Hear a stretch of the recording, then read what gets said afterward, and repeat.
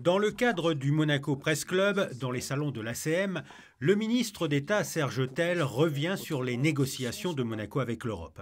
Si des progrès ont été atteints, ces négociations en cours avec Bruxelles sont toutefois longues et compliquées. Cet accord d'association doit se faire dans l'intérêt des Monégasques et de la principauté. On a fait un certain nombre de propositions méthodologiques à l'Europe pour avancer sur l'objectif affiché par Juncker. Si nous pouvons y arriver, très bien. Personnellement, et vraiment 35 ans de diplomatie, je peux vous dire que nous ne sommes pas prêts à y arriver. Et des divergences importantes subsistent entre la défense des intérêts de la principauté et les exigences de l'Union européenne, notamment sur le principe de la non-discrimination.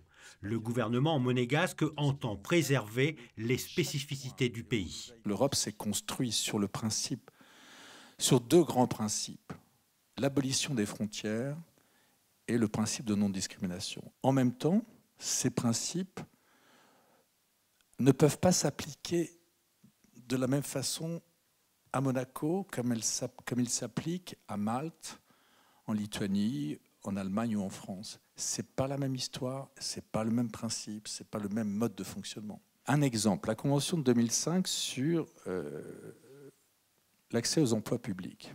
Il se trouve que j'étais ambassadeur, enfin j'étais consul général quand on a négocié ce texte. Cette convention fait une différence entre les agents publics et les fonctionnaires qui sont monégasques. Les agents publics sont français. Et puis, une autre catégorie d'agents de la fonction publique qui peuvent être ouvertes à d'autres nationalités. À Monaco, en tant que chef du gouvernement, ça c'est quelque chose qui est dangereux.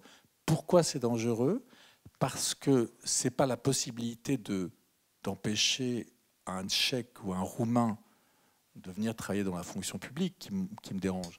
C'est la possibilité qu'on lui donnerait de faire un recours devant la Cour de justice de Luxembourg et de voir Monaco condamné. Vous voyez, c'est cette construction-là sur laquelle nous devons être très très attentifs. Et c'est sur cette construction-là qu'en tant que chef du gouvernement et sous les instructions du souverain, je protège. Je continuerai à protéger dans la négociation. Sur le logement des actifs français, le gouvernement réfléchit sur la possibilité de modifier les barèmes de la loi SRU, la loi relative à la solidarité et au renouvellement urbain.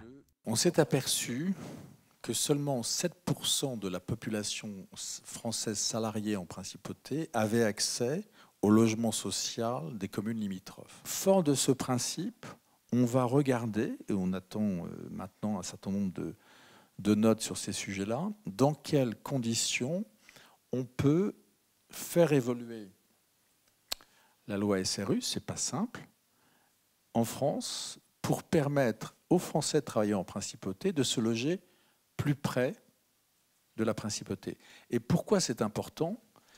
Parce que, d'abord, vous avez 45 000 personnes qui sont concernées. 45 000 personnes, ça veut dire un flux de voitures colossal. Mais si on peut réduire par 1,5, 25, 30% le flux des voitures parce qu'on permet aux gens d'habiter plus proche de leur lieu de travail, alors tout le monde y gagne, à la fois en qualité de vie et aussi en pollution. Le gouvernement pense aussi à une solution similaire au 1% patronal qui existe en France et qui offre des aides, des prêts ou encore des subventions tant aux locataires qu'aux propriétaires.